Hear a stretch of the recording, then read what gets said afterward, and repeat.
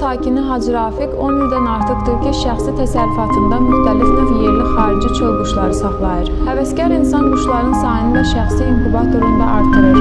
Onların gündəlik qidası arpa, buğda, qarğıdalı, günəbaxan, balıq qulağının qarışığı, üyüdülmüş yonca, kartof, soğan, göygərti və başqa bitkilərdir. Hacı Rafiq çöl quşlarının gözəlliyindən zövq alır. Elə onları da sataraq pul qazanmaq üçün deyil, məhz zövq üçün saxlayır. Hazırda öz həyətində bu quşları saxlayan Bərdə sakini bir çox qırqovulu da təbiətə buraxıb.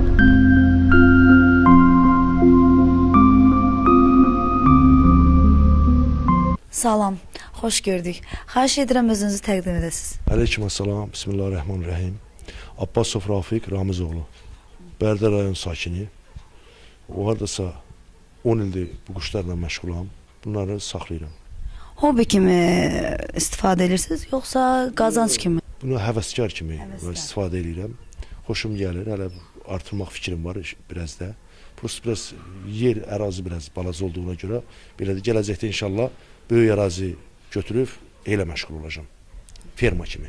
İnşallah. Hələ məni ən çox burada cəlb edən oldu. Onların gözlərində nə var elə? Onların gözlərində olan askı deyilir ona. Onu taxmışam ki, yəni onu taxmasaq bunlar bir-birini öldürərlər.